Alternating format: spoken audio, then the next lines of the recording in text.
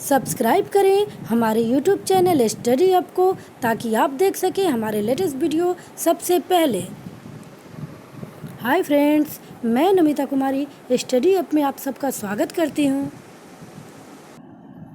Friends, ये science का second part है।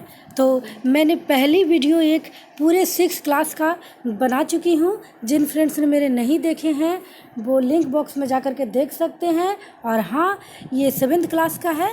इसमें पहले वीडियो में मैंने 3 लेसन को कवर किया था, और इस वीडियो में मैं कोशिश करूँगी 4 से लेकर के 8 लेसन तक कवर कर लूँ, क्योंकि सीटेट बिल्कुल नज़दीक आ गए हैं और हमें और आपको दोनों को अधिक से अधिक मेहनत करने की आवश्यकता है।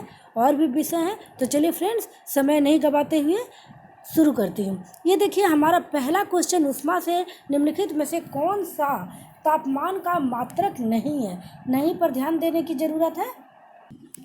तो ये आपके सामने ऑप्शन है। सही जवाब आप लोग जल्दी 5 सेकंड के अंदर दीजिए कि इसी मात्रक क्या का नहीं है। सही जवाब होगा डी। देखिए, अगर आप लोग थोड़ा सा भी नहीं पर ध्यान फोकस नहीं करेंगे तो आप फट से इसका ये आंसर कर देंगे, लेकिन यदि आप इसे नहीं पर फोकस करेंगे तो उसके अनुसार ये सही होगा। ठीक है, नेक्स्ट क्वेश्चन। निम्नलिखित कथनों पर विचार कीजिए। ये देखिए कथन है, यहाँ पर सीटेट में कथनों पर और कारणों वाले क्वेश्चन बहुत आते हैं, और नहीं और हाँ में भी क्वेश्चन बहुत आते हैं। तो ये कथनों को पढ़ें और इसका सही जवाब बताएं। ये जो इसके कथन है ये तीनों सही होंगे। इस तरह से इसके सही आंसर होंगे। ये देखिए 1 2 3, ये 3।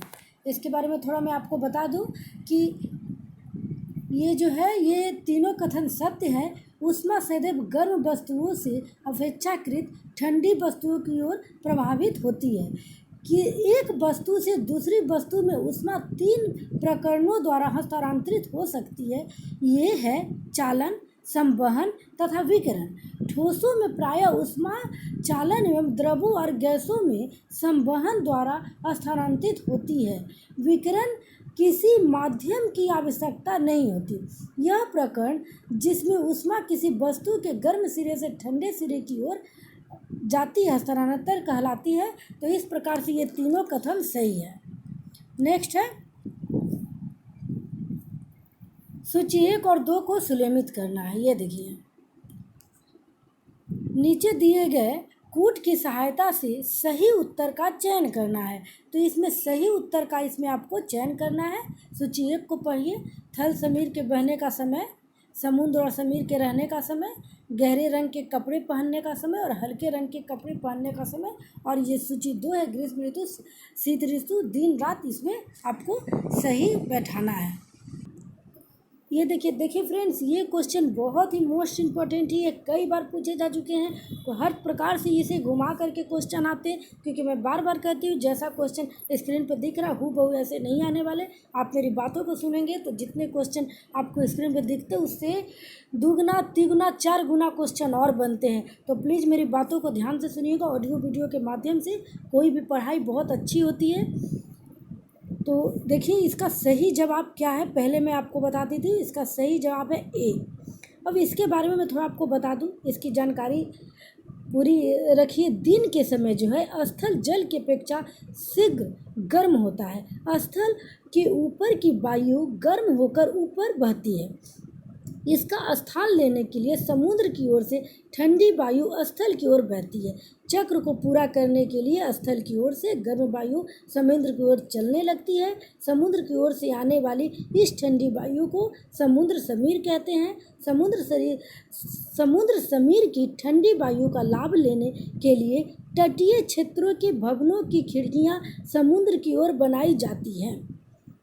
और एक बात है, रात्रि में यह प्रक्रम ठीक विपरीत हो जाता है। समुद्र का जल स्थल की अपेक्षा धीमी गति से ठंडा होता है, इसलिए स्थल की ओर से ठंडी वायु समुद्र की ओर चलती है, जो थल समीर कहलाती है।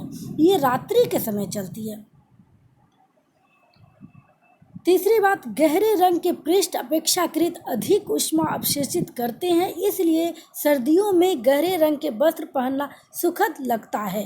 हल्के रंग के कपड़े ऊष्मीय विकिरण के अधिकांश भाग को परावर्तित कर देते हैं, इसलिए गर्मियों में सफ़ेद या हल्के रंग के वस्त्र पहनना अधिक आरामदायक होते हैं। तो ये थे फ्रेंड्स, ये चारों क्वेश्चन से आपको मतलब मैंने पूरी ये जो चार आपके पास सूची एक में बातें थी उसके बारे में मैंने पूरी डिटेल्स दी है। आपको मैं बार बार यही कहूँगी, मेरी वीडियो को एक बार नहीं 2 या 3 बार कम से कम आपको पढ़नी होगी, तभी मेरी बातें आपको समझ में आएगी।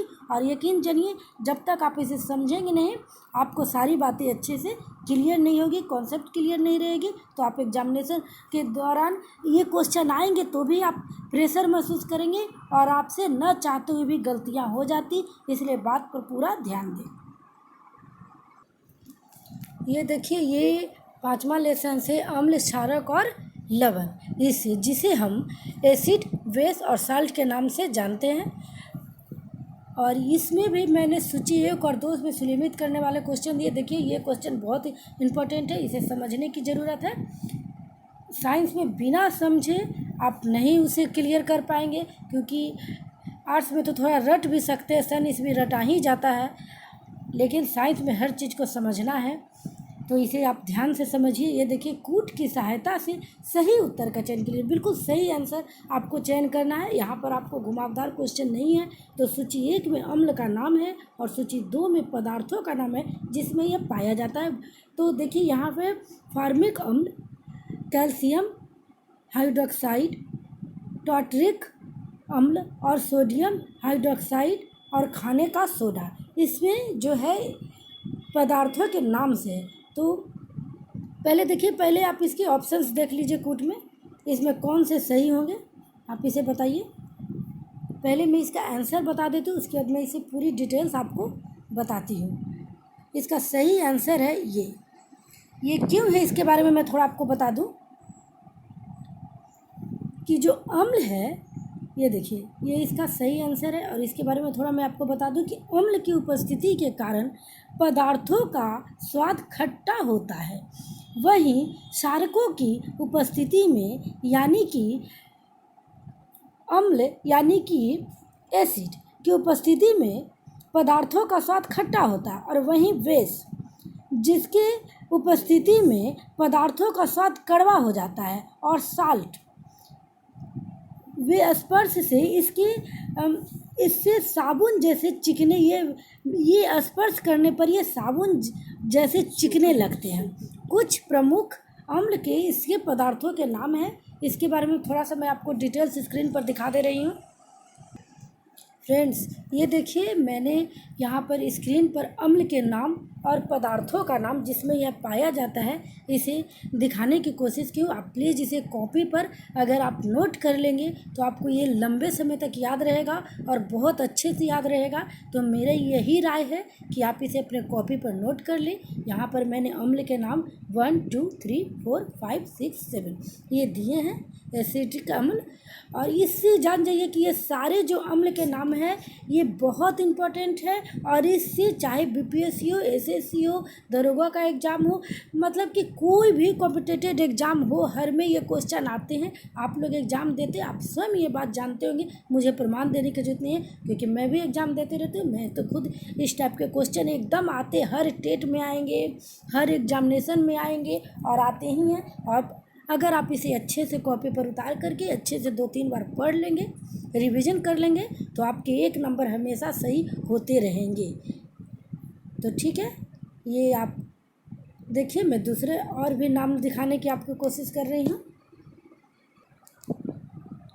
अब ये देखिए, मैं इसमें बेस का दिखा रही हूँ आपको नाम। फ्रेंड्स, ये देखिए, ये है बेस का नाम, ये भी बहुत इम्पोर्टेंट है। इसमें मैंने 1 2 3 4 और 5 ये नाम है। इसके पदार्थों में ये कौन कौन से पाए जाते हैं इसे आप देख लेंगे। जिस तरह से सोडियम बाइकार्बोनेट है, ये खाने का सोडा में पाया जाता है, इसे आप देखें। उसके बाद ये कैल्शियम हाइड्रोक्साइड है, जो चूने के पानी में यह पाया जाता है। इसी प्रकार से सभी हैं, आप इसे नोट कीजिए। मैं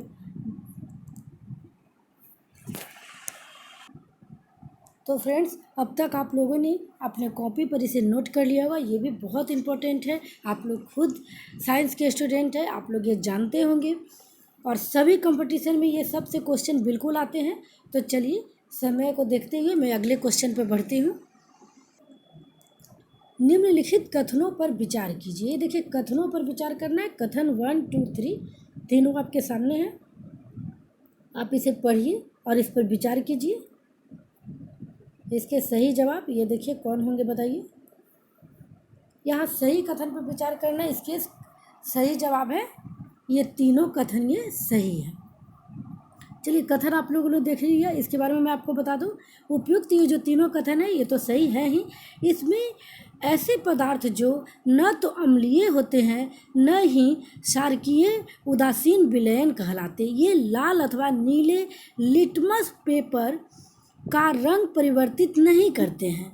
कोई पदार्थ अम्लीय है अथवा क्षारीय मतलब कि एसिड है या बेस, इसका परीक्षण करने के लिए विशेष प्रकार के पदार्थों का उपयोग किया जाता है। ये पदार्थ सूचक कहलाते हैं। हल्दी, लिटमस, गुलहर की पंखुड़ियाँ इत्यादि प्राकृतिक रूप से पाए जाने वाले सूचक हैं। जब वर्षा जल में अम्ल की मात्रा अधिक होती है तो उसे अम्ल वर्षा कहते हैं। वर्षा जल के अम्लीय होने के कारण प्रदूषक के रूप में निर्मुक्त कार्बन डाइऑक्साइड, सल्फर डाइऑक्साइड और नाइट्रोजन ऑक्साइड जैसी गैसें होती हैं, जो वर्षा जल में घुलकर क्रमशः कार्बनिक अम्ल, सल्फ्यूरिक अम्ल और नाइट्रिक अम्ल बनाती हैं। नेक्स्ट क्वेश्चन है,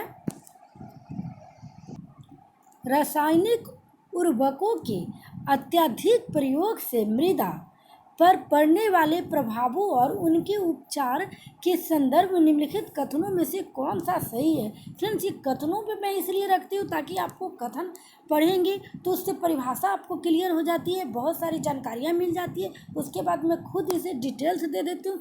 इस टाइप के क्वेश्चन बनने से इंटरनल क्वेश्चन बनते हैं, सीधे सीधे क्वेश्चन अगर मैं बनाऊंगी तो घुमावदार क्वेश्चन होंगे तो आप फंस जाएंगे। इसलिए मैं थोड़ा कथन पर इस सब पर ज़्यादा चलती हूँ। मैं बार बार को कहती हूँ कि हर कंपटीशन में 3 प्रकार के क्वेश्चन सेट होते हैं। एक वेरी इजी जिसे सभी सॉल्व कर लेते हैं, दूसरे होते हैं मतलब इजी जिसे थोड़े से सिंपल साधारण क्वेश्चन में आ जाते हैं, जिसे भी अगर आप स्टडी किए हैं तो सॉल्व कर सकते हैं, और एक होते हैं हार्ड लेवल के और उसे वही सॉल्व कर सकते हैं जो पूरी इंटरनल जानकारी रखेंगे। तो इसी प्रकार तो मैं इसीलिए कोशिश करती हूँ पूरी इंटरनल आपको जानकारी दूँ ताकि आप तीनों लेवल क्रॉस करें तभी कंपटीशन निकल सकते हैं। तो चलिए, इसका आंसर आपको मैं बता दूँ। इसका सही जवाब है ए, केवल एक। अब ये केवल एक है तो क्यों है, इसके बारे में मैं आपको बता दूं कि रासायनिक उर्वरकों को अत्यधिक उपयोग मृदा यानी मिट्टी को अम्लीय बना देता है। अतः इस प्रकार से तो कथन एक सही हो जा रहा है, यानी कि मृदा यानी मिट्टी अत्यधिक अम्लीय अथवा क्षारीय हो तो पादपों की वृद्धि के लिए अच्छी नहीं होती। अत्यधिक अम्लीय मृदा के उपचार के लिए बिना बुझा हुआ चूना अथवा बुझा हुआ चूना का उपयोग में लाया जाता है, जबकि जैव पदार्थों का उपयोग मृदा की क्षारीयता को कम करने के लिए किया जाता है। जैव पदार्थ मृदा में अम्ल निर्मुक्त करते हैं जो उसकी क्षारीय प्रकृति को उदासीन कर देता है। इसलिए ये कथन तो 2 गलत हो जाएंगे। तो इस प्रकार ये सही है। मैंने दोनों के बारे में आपको बता दिया। नेक्स्ट क्वेश्चन पे चलते हैं। दैनिक जीवन में उदासीनीकरण के उदाहरणों के संदर्भ में निम्नलिखित कथनों पर विचार कीजिए। बहुत अच्छा क्वेश्चन है। चलिए, यहाँ पर कथन है, आप तीनों कथन को ध्यान से पढ़िए और उसके बाद इसका आंसर देखिए, सही बताइए।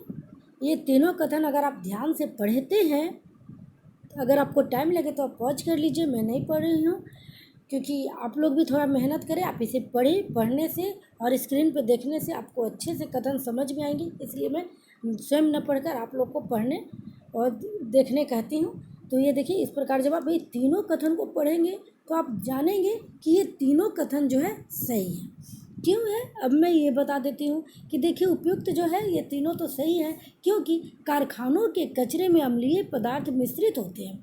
ऐसे पदार्थों को सीधे ही जलाशयों में विसर्जित किया जाए तो मछली व अन्य जलीय जीवों को अम्ल नष्ट कर सकते हैं, अतः सार मिलाकर इनको उदासीन किया जाता है। अमाशय में हाइड्रोक्लोरिक अम्ल पाया जाता है जो भोजन के पाचन में सहायक होता है, परंतु इसकी अधिकता से अपाचन हो जाता है। इस स्थिति से मुक्ति पाने के लिए मैग्नीशियम जैसे कोई प्रति अम्ल लेते हैं, जैसे मैग्नीशियम हाइड्रोक्साइड होता है जो अत्यधिक अम्ल के प्रभाव को उदासीन कर देता है। चींटी के डंक के प्रभाव को नमयुक्त खाने का सोडा अथवा कैलामाइन विलयन की सहायता से उदासीन किया जा सकता है, जिसमें जिंक कार्बोनेट होता है। तो ये इसके बारे में कुछ डिटेल्स थे।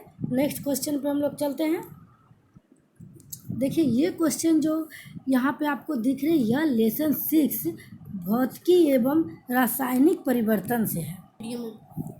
वैसे इस क्वेश्चन को आप अगर ध्यान से मेरा पहला वीडियो 6 क्लास का देखे होंगे तो उसमें भी मैंने बनाया है इस लेसन से, फिजिकल एवं केमिकल चेंज से।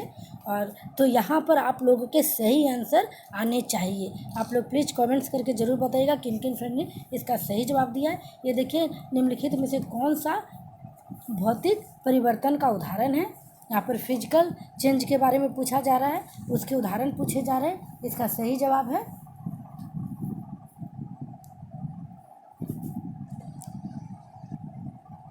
केवल एक। इसके बारे में मैं थोड़ा आपको बता दूं कि निश्चित रूप से कागज को फाड़कर पुनः उसको जोड़ा नहीं जा सकता, लेकिन इसके टुकड़ों के गुणों में कोई परिवर्तन नहीं हुआ है, अतः यह भौतिक परिवर्तन यानी फिजिकल चेंज का उदाहरण है। अन्य सभी रासायनिक परिवर्तन के उदाहरण है, यानी केमिकल चेंज के उदाहरण है।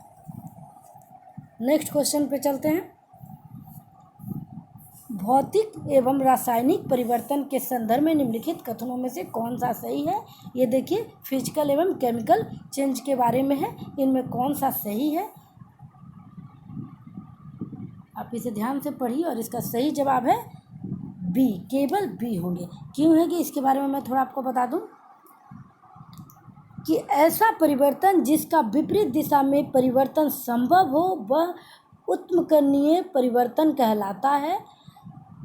समानता उत्तमकरणीय होता है। भौतिक परिवर्तन में कोई नया पदार्थ नहीं बनता, बस उसकी अवस्था बदल जाती है, अर्थात उसको पूर्व अवस्था में लाया जा सकता है। जैसे पानी का बर्फ बनना, बर्फ गर्म करने से पुनः पानी में बदल जाना। रासायनिक परिवर्तन यानी केमिकल चेंज अनुत्क्रमणीय होता है, इसका विपरीत दिशा में परिवर्तन संभव नहीं है। सभी नए पदार्थ रासायनिक परिवर्तन के परिणाम स्वरूप ही बनते हैं, अतः कथन 1 तो गलत हो जाएंगे और इस प्रकार से कथन 2 जो है वह सही होंगे। ध्वनि का उत्पन्न होना, ऊष्मा, प्रकाश अथवा किसी अन्य प्रकार के विकिरण का निर्मुक्त अथवा अवशोषित होना, किसी गंध का बनना या उसमें परिवर्तन होना, किसी गैस का बनना, ये सभी रासायनिक परिवर्तन यानी केमिकल चेंज के उदाहरण हैं। इस प्रकार से कथन 2 सही है। तो ठीक है फ्रेंड्स, ये क्वेश्चन लेसन क्लास 7th के लेसन 7th से है। ये है मौसम, जलवायु तथा जलवायु के अनुरूप जंतुओं द्वारा अनुकूलन, जिसे हम weather, climate and adaptation of animals to climate कहते हैं। तो इससे संबंधित है। ये देखिए फर्स्ट क्वेश्चन, ये हमारा फर्स्ट क्वेश्चन है। मौसम और जलवायु के संदर्भ में निम्नलिखित कथनों पर विचार कीजिए। तो यहाँ पर कथन 1 और 2 आपके सामने हैं, ऑप्शंस आपके सामने हैं। यहाँ पूछा जा रहा है उपयुक्त कथनों में से कौन सा सही है। इस पर ध्यान देने की बहुत ज़रूरत रहती है, क्योंकि एग्जामिनेशन में पढ़ते सभी हैं, लेकिन जो अपने कहा जाता है बुद्धि विवेक से काम लेते हैं उनके अच्छे नंबर आते हैं।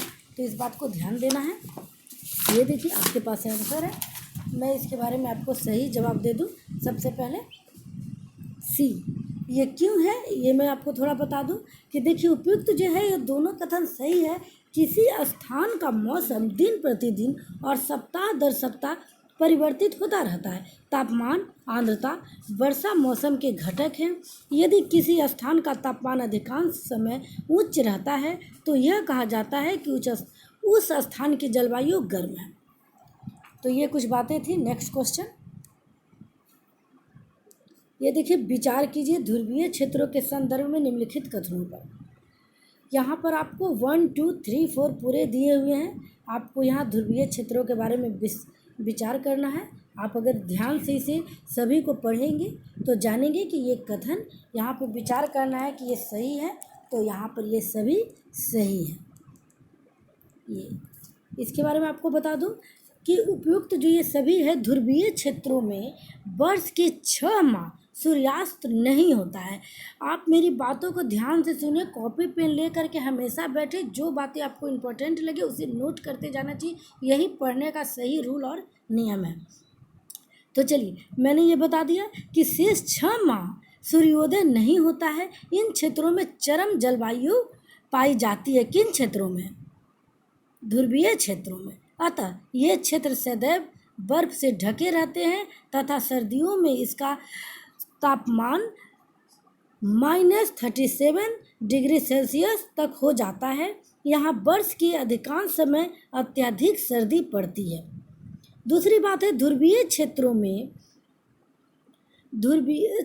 में भालू, पेंगुइन, रेनडियर, कस्तूरी मृग, लोमड़ी, सील, व्हेल तथा अन्य कई प्रकार के पक्षी पाए जाते हैं। ये इन क्षेत्रों में रहने के लिए अनुकूलित रहते हैं। अगर आप बुक से स्टडी करते होंगे तो इन सब के बारे में आप चित्र में देख सकते हैं। ध्रुवीय भालू का शरीर इतनी अच्छी तरह से शीतरोधी होता है कि वे धीमे धीमे चलते हैं ताकि उनमें शरीर का तापमान आवश्यकता से अधिक ना हो जाए। जहाँ मछलियाँ लंबे समय तक ठंडे जल में रह सकती है, वहीं पक्षियों को जीवित रहने के लिए अपने शरीर को गर्म रखना आवश्यक होता है। इसलिए अनेक प्रकार के पक्षी सर्दियों में आते हैं, उन्हें आते ही प्रवास के लिए चले जाते हैं। तो कुछ क्वेश्चन ऐसे भी बनते हैं कि प्रवासी पक्षी कौन है। इस तरह से आप इन बातों को ध्यान दीजिए। नेक्स्ट क्वेश्चन है, उस कटिबंधीय क्षेत्र के संदर्भ में निम्नलिखित कथनों में कौन सा कथन सही है? अभी आप लोगों को मैंने इससे पहले क्वेश्चन में ध्रुवीय क्षेत्र के बारे में बताया था, अब उसमें कटिबंधीय के क्षेत्र के बारे में जानिए इसमें कथन में कौन सत्य है। ये देखिए, यहाँ पर इस तरह से कथन है और आप इसे ध्यान से पढ़िए, और ध्यान से पढ़ेंगे तो जानेंगे ये सभी क्वेश्चन कथन जो है सही है। ये क्यों है इसे भी मैं बता दूं। ये देखिए, आप इन क्वेश्चंस, ये एक एक जो कथन है, एक एक क्वेश्चन बन रहे हैं। बार बार मैं कह रही हूँ कि जितने क्वेश्चन आपको दिख रहे हैं वो नहीं, मैं पूरे बुक को स्टडी करके उसे पूरा कवर कर रही हूँ। ये नहीं है कि चंद क्वेश्चन ही आपके पास, चंद क्वेश्चन नहीं, पूरी आपको डिटेल्स बुक की हर लेसन की मिल जा रही है। किन, जैसे ये क्वेश्चन बन सकते हैं, किन क्षेत्रों की जलवायु सामान्यतः गर्म होती है? देखिए आंसर निकल रहा है उसमें कटिबंधीय में। उसमें कटिबंधीय वर्षा वन भारत में पश्चिम घाट और कहाँ पाए जाते हैं? क्वेश्चन बन रहे हैं, असम में पाए जाते हैं। इसी प्रकार से आप इसे पढ़ें तो आप खुद समझ में आ जाएंगे कि मेरे बनाने के इस तरह के क्वेश्चन के उद्देश्य क्या है। चलिए, ये इसके सही है। अब इसके बारे में मैं आपको बता दूं कि उपयुक्त सभी कथन सही तो हैं ही, क्योंकि उष्णकटिबंधीय क्षेत्रों की जलवायु सामान्यतः गर्म होती है तथा यहाँ वर्षा प्रचुर मात्रा में होती है। उष्णकटिबंधीय वर्षा वन भारत में पश्चिमी घाटों और असम में पाई जाती है। ये वन दक्षिण पूर्व एशिया, मध्य अमेरिका और मध्य अफ्रीका में भी पाए जाते हैं। सतत गर्मी और वर्षा के कारण इन क्षेत्रों में विभिन्न प्रकार के पादप और जंतु पाए जाते हैं। लायन टेंट लंगूर, जिसे दाढ़ी वाला ऐप, पश्चिम घाट के वर्षा वनों में पाया जाता है। इसकी सबसे प्रमुख विशेषता इसकी चांदी जैसी सफ़ेद आयल है। लाल नेत्र वाला मेढक, न्यू वर्ल्ड मंकी, टूकन पक्षी, हाथी आदि इन क्षेत्रों में अन्य प्रमुख जंतु हैं। तो ये कुछ इम्पोर्टेंट बातें थी। तो फ्रेंड्स, ये क्वेश्चन पवन, तूफान और चक्रवात यानी साइक्लोन से है, तो इससे संबंधित है क्वेश्चन। मैं इस वीडियो में पूरी 10 लेसन तक कंप्लीट कर दूंगी और अगला वीडियो से 18 तक लास्ट तक है, मैं 11 से 18th तक मैं कंप्लीट कर दूंगी। तो ये 7th क्लास कंप्लीट हो जाएगा और उसके बाद वाले वीडियो में मैं सीधे 8 पर चलूँगी। यहाँ पर ये देखिए कथन और कारण है। एक कथन है को कथन को कारण से डिनोट किया गया है। तो इस टाइप के क्वेश्चन नेट में भी बहुत आते हैं। तो ये जो है इसको आप सही उत्तर का चयन करना है। तो यहाँ पर इसलिए कथन को ए से डिनोट किया गया है और कारण को आर से डिनोट किया गया है। तो यहाँ पर आपको सही उत्तर चुनने हैं। आप इसे देख रहे हैं, आप इसका सही जवाब बताइए। देखिए यहाँ पर बी,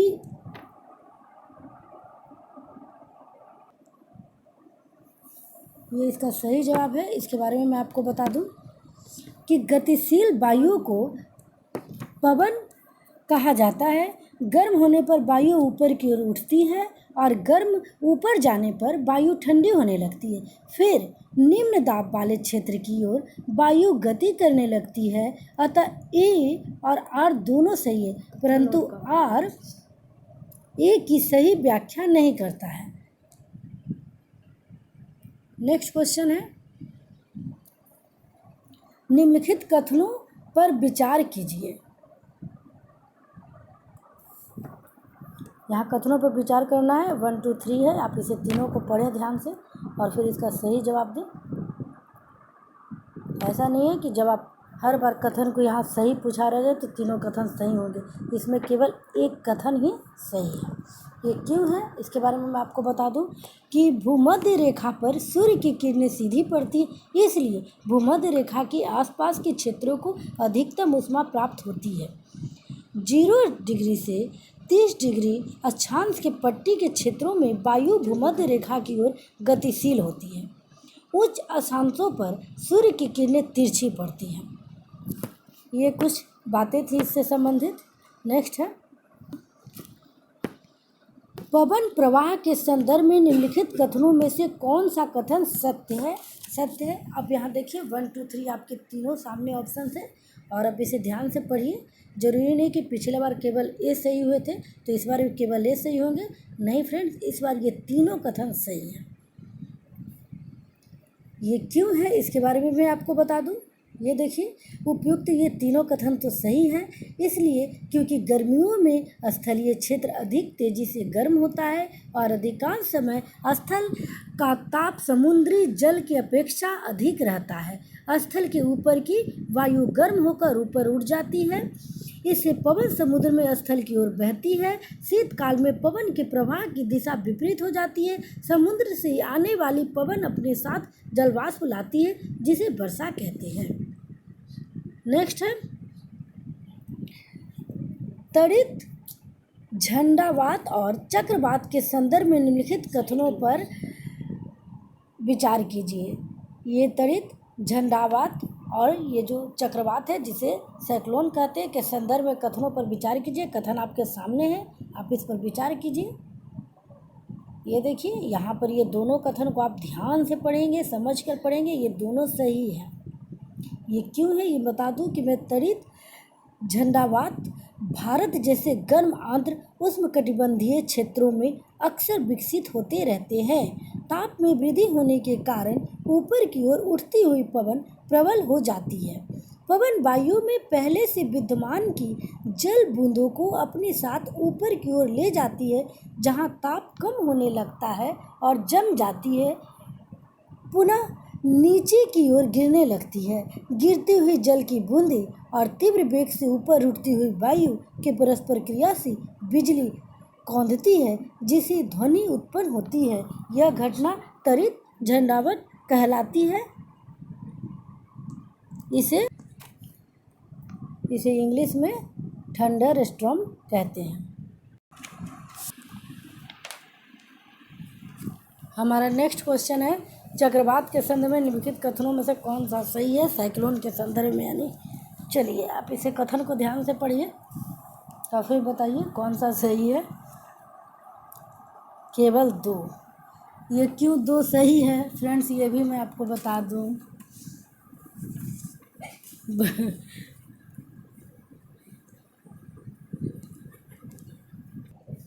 भारत की संपूर्ण तट रेखा विशेष रूप से पूर्वी तट चक्रवातों के लिए संवेदनशील है, परंतु भारत का पश्चिमी तट चक्रवातों की प्रबलता और आवृत्ति दोनों ही संदर्भों में अपेक्षाकृत कम संवेदनशील होते हैं।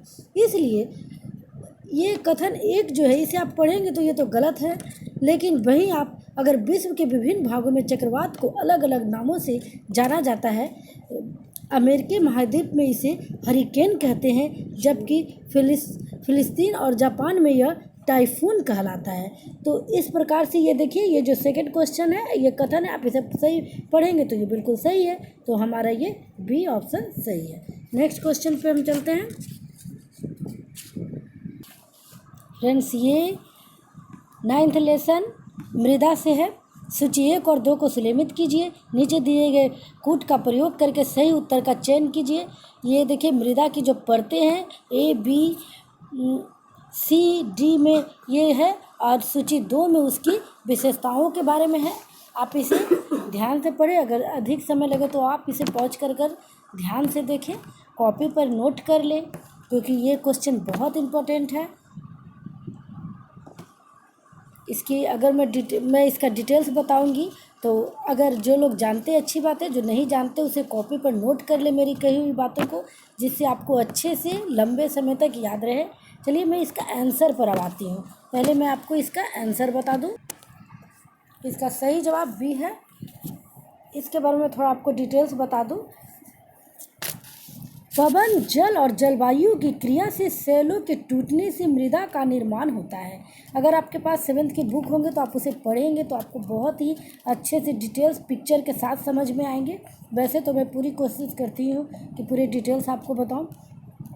ये प्रक्रम अपक्षय कहलाते हैं। मृदा में विभिन्न परतें होती है। प्रत्येक परत स्पर्श, रंग, गहराई और रासायनिक संगठन से भिन्न होती है।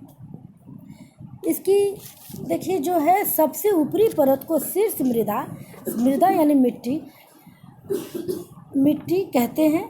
यह परत मृद, संरथ और अधिक जल को धारक करने वाली होती है। शीर्ष मृदा में नीचे की परत में हॉर्मोस कम होता है, लेकिन खनिज अधिक होते हैं। यह परत सामान्यतः अधिक कठोर और अधिक सहन घनी होती है।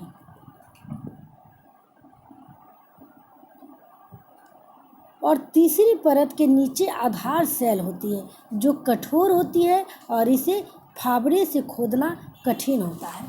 ये कुछ बातें थी इससे। नेक्स्ट है, निम्नलिखित कथनों पर विचार कीजिए। यहाँ कथन 1, 2, 3, 4 आपके सामने है, आप इस पर विचार कीजिए।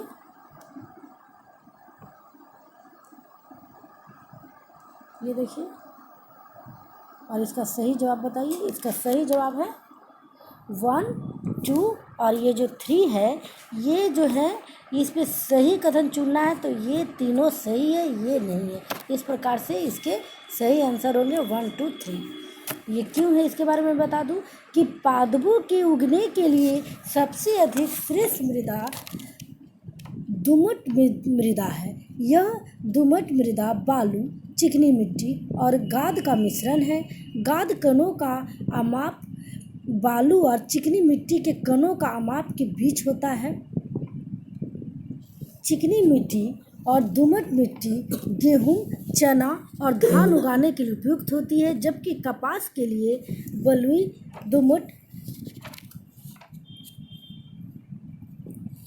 दोमट में उगाया जाता है। गेहूं जैसी फसलें महीन मृगीय मृदा में उगाई जाती है, क्योंकि यह हॉर्मोस से समृद्ध और अत्यधिक उर्वरक होती है। कपास के लिए बलुई दोमट मृदा अधिक उपयुक्त होती है, जिसमें जल की निकासी आसानी से की जाती है और जो पर्याप्त परिमाण में वायु को धारण करती है। नेक्स्ट है, किसी गर्म दिन को दोपहर में किसी खेत अथवा खुले मैदान में जमीन के ऊपर की वायु कंपनदीप्त होती दिखाई देती है। ऐसा निम्नलिखित में किसके कारण होता है? बहुत अच्छा क्वेश्चन है, करीब आप लोग सभी इसका आंसर जानते होंगे। ये देखिए, सूर्य के प्रकाश के परावर्तन के कारण।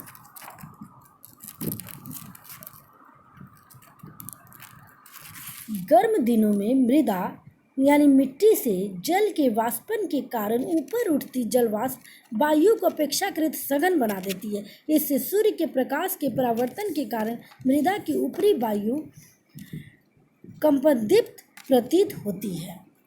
तो फ्रेंड्स आज की वीडियो में बस इतना ही।